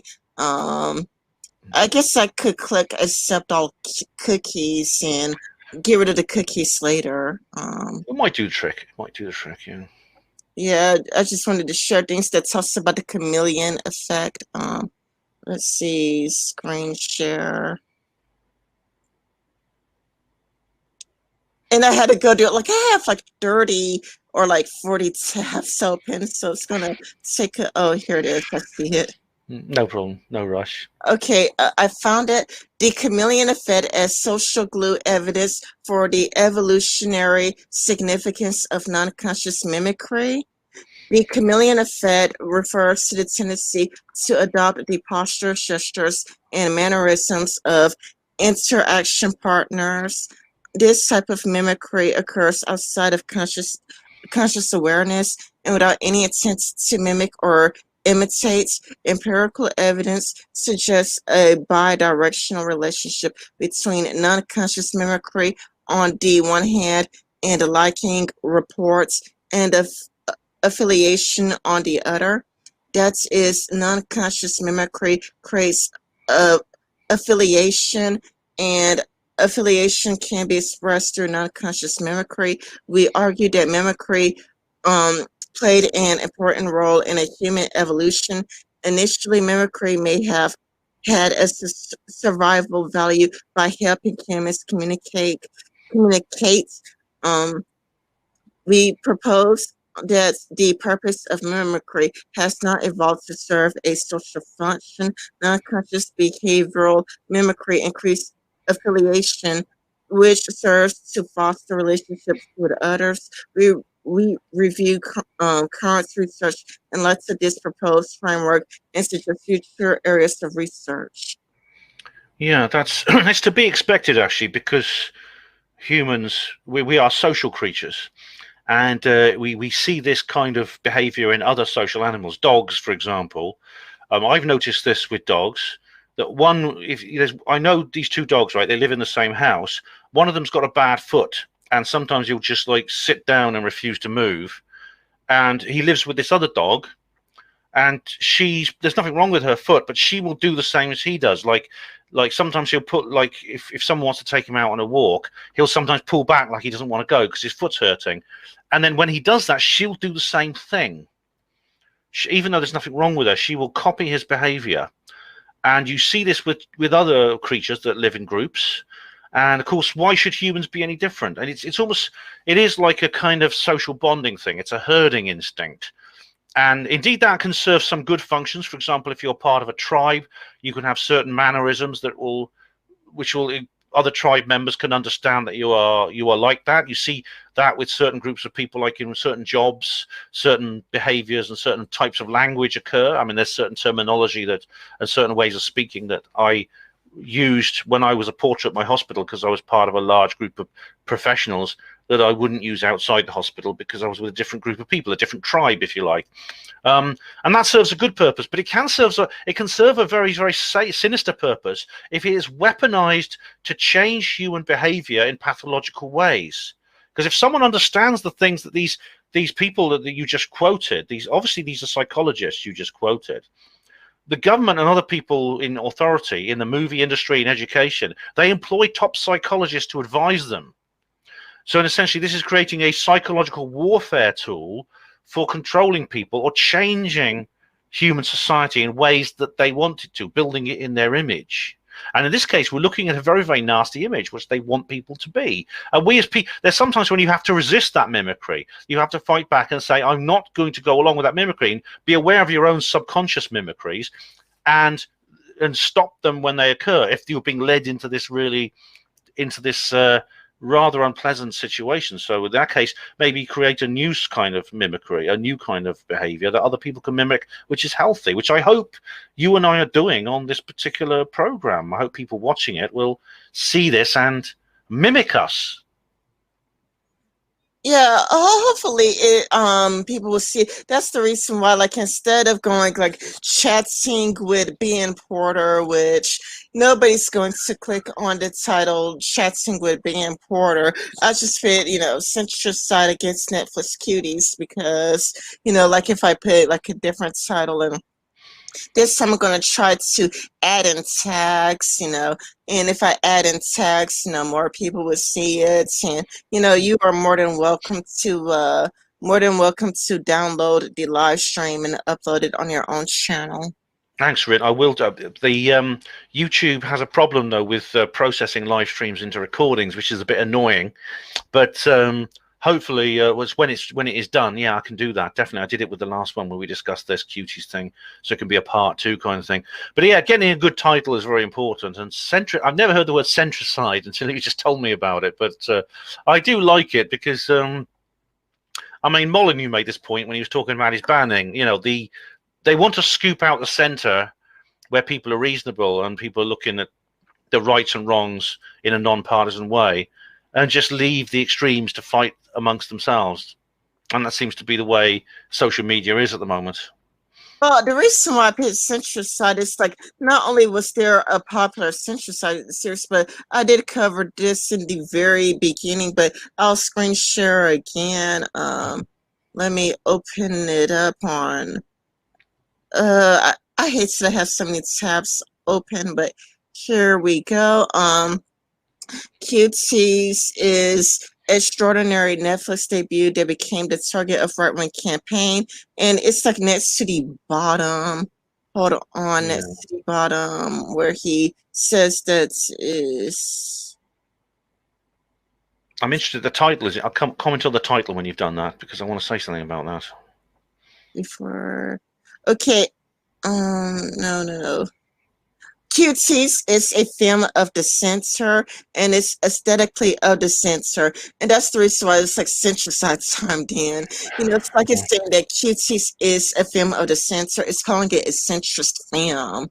It's like, but it's like it's bombarded. It almost had 2 million downvotes, though. It's not a centrist film. The desire to change human behavior at the level of sexuality is a very left-wing thing. Also, it says here, Cuties, the extraordinary Netflix debut.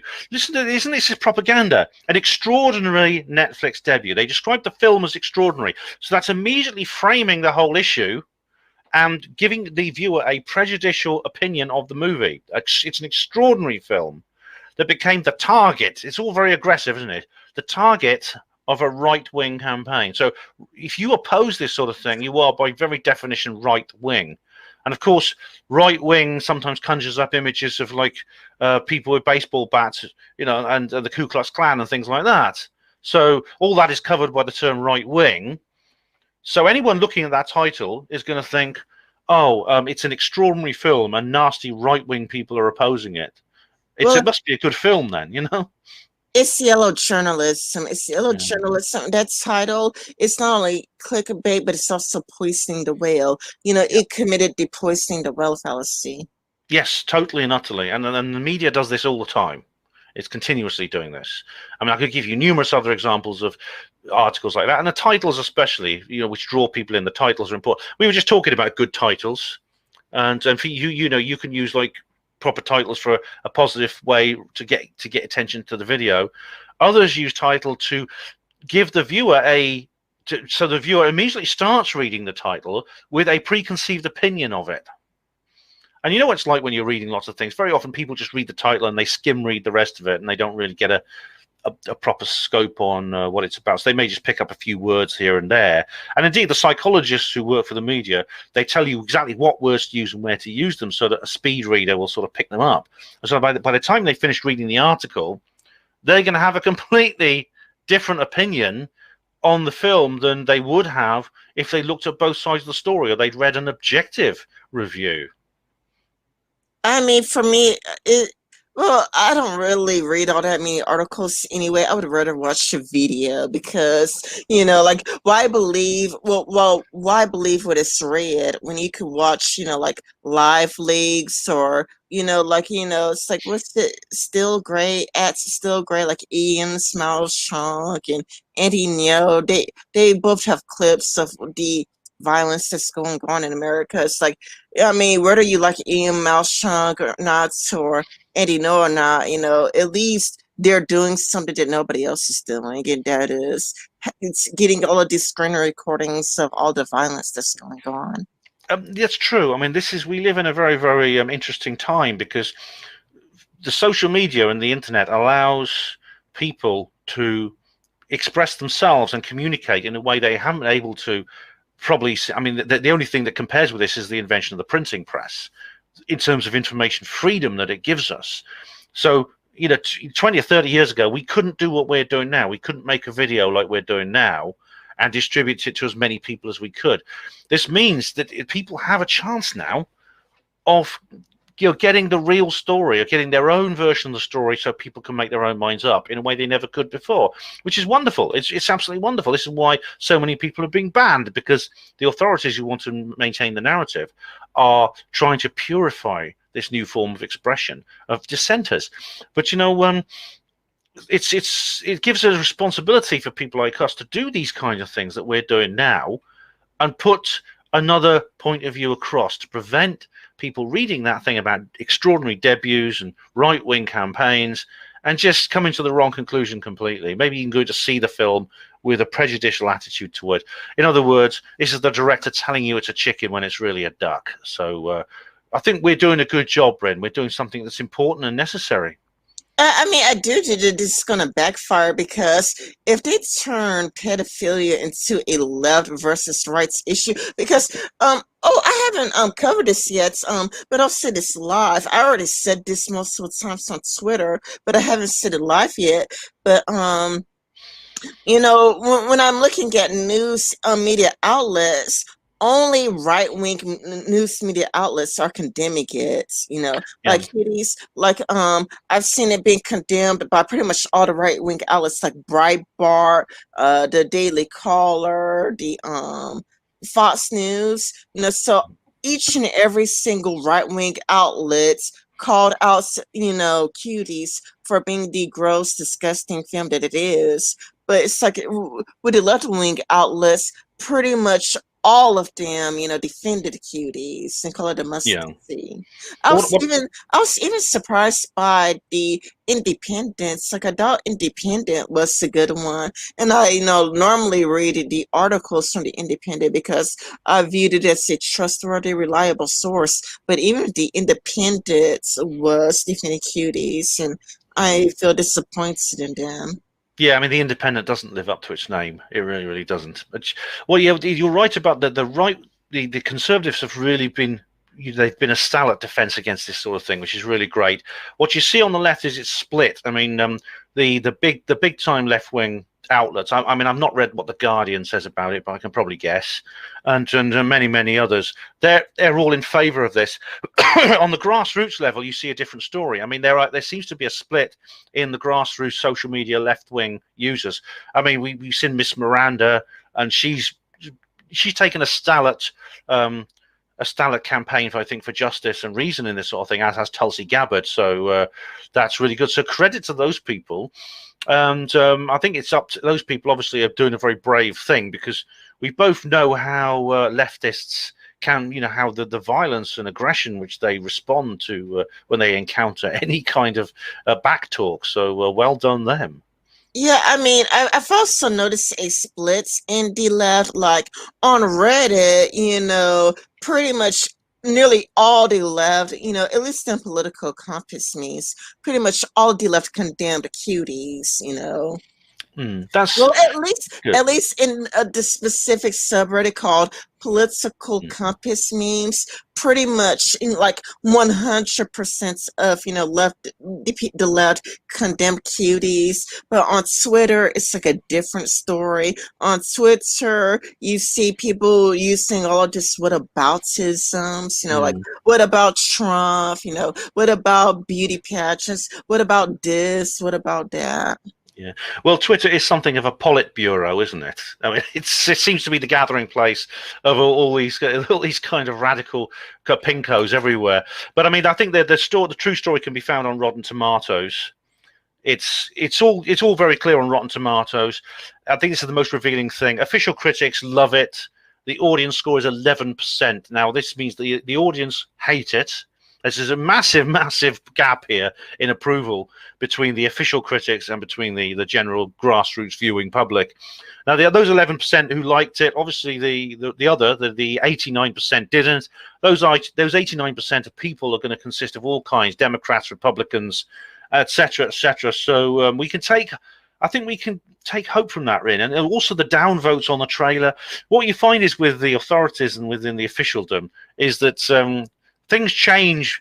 Mostly, you find that there is a kind of grassroots change which undermines the structure of officialdom long before that structure of officialdom actually collapses. And very often, the structure of officialdom will look completely actually dominant and hegemonic the very moment before its foundations cave in by the grassroots disapproval. So you never know when that cave-in moment could come. But I think when I look at this, I take great hope from it. So I think Cuties might actually serve one good purpose, and that is it's a lesson. It's a lesson for everybody in how arrogant and how overstretching these powers of cultural Marxism have become, to the point where they're making blunders. They're actually everything they're doing is backfiring because it's educating the public against them.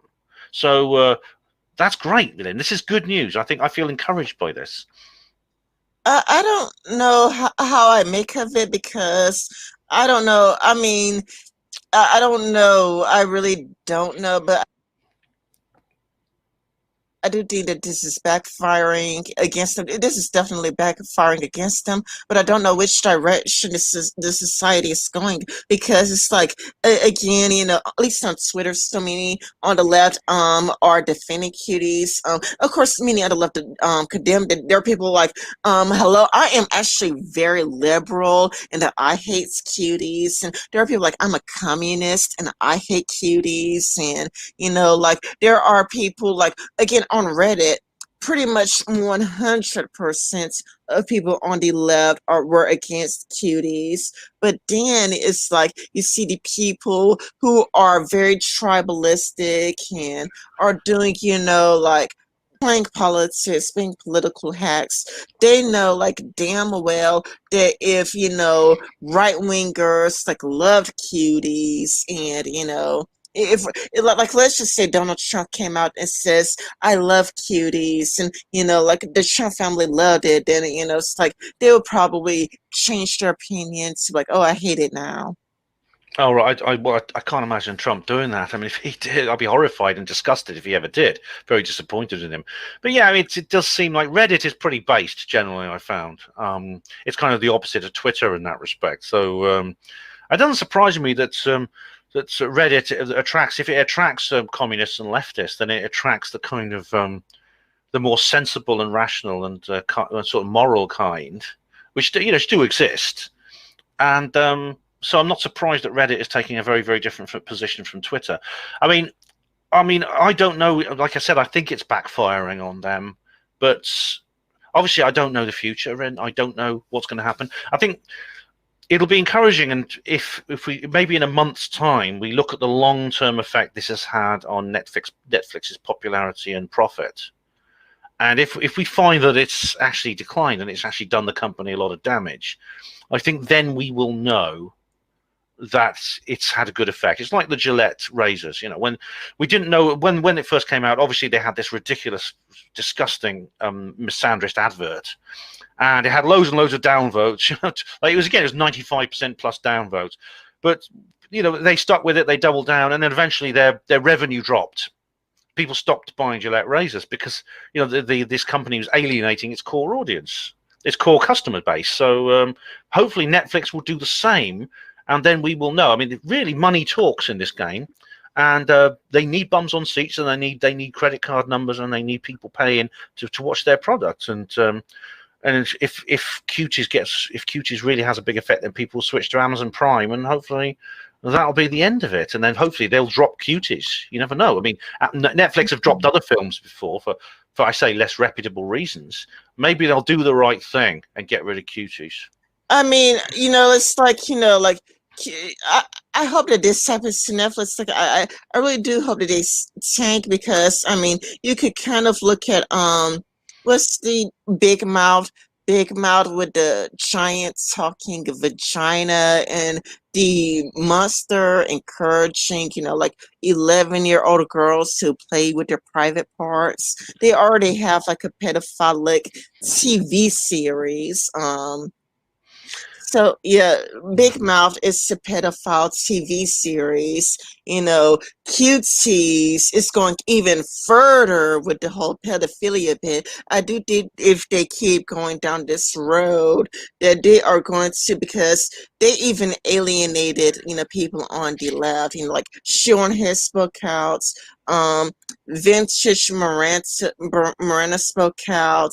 I mean, there are people on the left.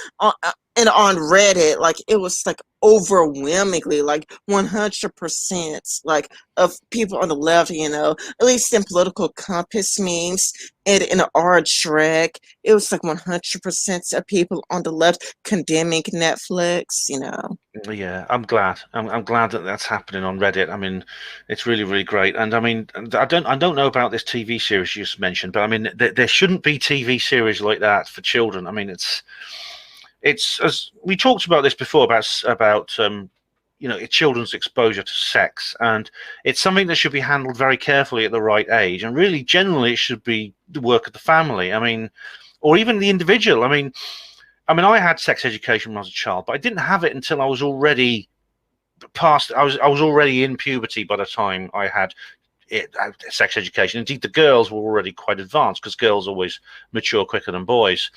And they tell you about by the time they said things like masturbation, the response from most of the kids was, "Oh, that's what it's called," because it was something they'd worked out for themselves. It's something you don't need, and I think it's wrong for a start. And secondly, it's not necessary to teach a child these things, because they discover it for themselves when they become sexually mature. They discover these things for themselves, and any kind of like.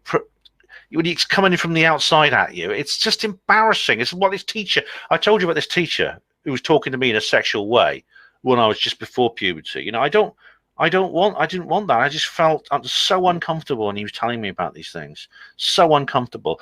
And now there's kids actually having lessons in primary school, what you would call like kindergarten or first grade, and they're telling children about adult human sexual relationships, which is wrong.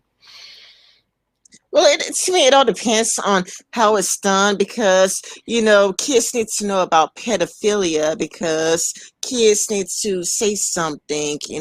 How is a kid supposed to say, hey, how is a kid supposed to tell somebody I've been touched the wrong way, if they don't have a word for it? Like, because pedophiles, they'll go after, 6-year-olds, 7-year-olds, 8-year-olds, 9-year-olds. A kid needs to have a way to say, this is what happens to me, so it could stop.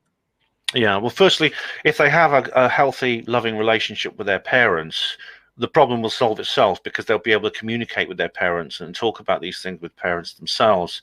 If they don't, then they obviously need another supportive adult in their life who will treat them and talk about these things sensitively and without being too graphic, and to the point where it actually, essentially, strips them of their whole childhood. I mean, the thing about kids is, like, when it comes to inappropriate touching, children know it instinctively. It's almost like they understand immediately if something's wrong. A lot of people who've been abused as children say this. They say, "I know it was wrong. I know immediately it was wrong." I mean, my parents, when I was abused, my parents tried to justify it. I was physically abused, not sexually abused, but I was physically abused. My parents, who like, at the age I was 8 years old, when you're that young, your mum and dad are like God. You don't you don't question your mum and dad. But when they told me that they tried to justify what was done to me, I said no, that's not true. It's wrong. I knew instinctively that what was done to me was wrong, and I think that if a child with that natural instinct, together with a good way of communicating and a loving relationship with their parents, this was denied to me. This ability to communicate, this ability to understand what was wrong and right, this was denied to me when I was a child. But if that's not denied to you, then you immediately you can talk to your parents about it. The parents can take action, and that is what I hope will happen. I hope that there'll be more as time goes on. Families will become more and more closer, and fathers who split up with the mother will stay in touch with the child, which is what happened to me with my child, because that's very important. I think I'm very sorry your father didn't have anything to do with you, and I think that's horrible. I mean, I'd never do that to my daughter, so that's what I hope will happen in the future. Yeah, my dad chose not to be a part of my life. Like he moved to another state, like he moved to live in Virginia to be with his girlfriend. That is unthinkable. I mean, I've got one child, and I couldn't bear to do that. I really couldn't. I don't understand men who become fathers and then do that. I know they do. I mean, one of the porters at my hospital had a little kid and he wanted nothing to do with her, and it's like, how can you be like that? How can you even think that? It's your own child. It's your flesh and blood. It's you. You are a father. You've got to look after your child. Oh, I'm sorry, Rin. I really am. That happened. I'm sorry that happened. Yeah, I mean, I've seen him a few times. Like he did, he was around more when I was, like first grade, like in the first grade, second grade. Then he just left. Then he came back a little bit when in my teenage years. Then he like left permanently. Oh dear. I split up from my daughter's mother when she was 11 months old. She was still a little baby. But since that happened, barely a week has gone by in the last 24 years when I have not had some contact with my daughter. At one point, I mean, I lived with her, and I even lived with her and her mother as two single parents for a number of years since then. So it's a shame because like what I'm very very glad I did that. And your own dad, I don't know how he feels about it because once you take the decision and you leave your child and you don't have an active role in their life, you can't go back and amend that. That it's an opportunity that will never come again. I mean, if he's sitting there thinking, "Oh, I wish I'd spent more time with Rin when she was a little girl," I mean, he would say, "Oh, maybe I can make up for it." Well, you can't. You could obviously he can try to make amends, but he can't. He can't undo what he's done or his inaction or what he's not done. He can't undo what he's not done. And so I say to any guys out there who have kids, little young kids, stick with them. Stick with them no matter what. Try to come to an amicable arrangement with your ex-partner, the mother of the child. And if you can't, then you need to take legal action. But whatever you do, stay as a part of your child's life. The father is very important to the upbringing of the child. I mean, feminists regard fatherhood and fathers as at best unnecessary. But it's wrong. It's totally wrong. We now have like loads and loads of kids who've grown up without fathers, and it's really hurt them. And they're suffering. They always often say, "I wish my dad was around. I wish my dad was." Do you ever see a film called Parenthood? It's an old film made by Clint Howard. No, By I Ron never, Howard, sorry. no, I never seen it. It's a kind of comedy with Steve Martin, directed by Ron Howard. Um, and it's about Steve Martin plays this father who's got like kids, and the kids he has problems with his family, and his extended family have their problems. And it's a lovely film. It's a lovely kind of movie because it sort of ends happily, and it's all about that. It's about family bonds. Really, really good film. Yeah. I don't really watch all that, much TV or movies lately because you don't know whom you're helping. It's kind of like people maybe watch Netflix for, Stranger Things or Penny Dreadful or whatnot, but it's like by, giving your money to Netflix, you're also helping them with Cuties and Big Mouth, and whatever degenerate shit that they want to put out there. You know. Yes, yes. I should add a little disclaimer there, ladies and gentlemen. If you want to go and watch Parenthood, watch it on Amazon Prime, get the DVD, get the VHS from an old second-hand shop. Whatever you do, don't watch it on Netflix, okay? Yeah, I mean, I just been playing more video games lately. I've been playing Neverwinter. It's like, I've also bought a few books. Oh, good. Yeah, you're a keen reader, which is cool. Yeah. I'm quite curious to see what the K and the two Ks, Kevin and Christy, Kevin Logan, Christy Winters. I wonder what they're going to say about this. Because Cuties? yeah, I wonder what they're going to say. Because I know they're good friends with Mike Stutchbury, so I'm curious to see their response. Yeah, 'Cause, because they talk about like rape culture, don't they? Don't they talk about rape culture and hmm, this is rape and that is rape? It's like, it's kind of like, well, I mean, you also would have to be morally consistent. Like, if you talked about rape culture and the male gaze, and, you would think that's just kind of like that they would be like, hey, you know what? These little girls, they don't need to be that sexualized. yeah, I mean, most of the time I don't. I mean, obviously, I always watch these two for what they have to say because I'm sort of morbidly interested in what they have to say. They're one of my favorite hate watchers, and you get Kevin Logan going, oh, the descent of manosphere, and you get Christy Winters going, oh, white people, white people, white people. Ugh. But every so often they come out with little pearls of wisdom, and so I'd be very impressed if Kevin and Christy actually do take the right line on this. Even maybe even have a debate with Mike Stutchbury or something. I mean, it's up to them. They could raise them. They could raise their image a little bit in my eyes if they do that. So, well, I'm curious. We'll have to wait and see. Yeah, man, I forgot what I was gonna say. I was gonna make a response to like what you said about Kevin and Christy, and then I mean, I was gonna say something, then I just lost my train of thoughts. Oh well, we're going for 2 hours, Vin, and maybe we should we call it a day? Because I don't know. I'm getting a bit tired. I don't know about you. Maybe you are too. Okay, we could call it a day and thank anybody for watching, and I'm gonna try adding tags to the video. But yeah, thank anybody who watched for watching, and thank you Ben for coming, and Thanks, guys. um Thanks you, Rin, and thank you, guys. Yeah, please do share the video. It's I hope people find it interesting. yeah, until next time.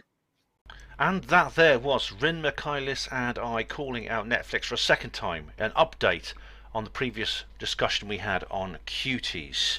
Now we'll see what happens in the long run, but as I said to Rin, maybe money talks and wallets will rule the day. I don't know. People will vote with their cash when they can't vote in the usual way. In order to do that, well, it'll take the elimination of apathy, but that's more of what we need these days. So there's plenty more coming up. Keep an eye on the channel. I'm doing another live stream as soon as possible to do with Julian Assange. I've got other videos coming up of various kinds. Too many to list here. I'm making the most of this even though there's the second lockdown. So there'll be hopefully plenty on this channel for you to enjoy and to educate and enlighten you. Thanks very much to Rin Michaelis for inviting me onto her live stream yet again. I hope to do some more work with Rin very shortly.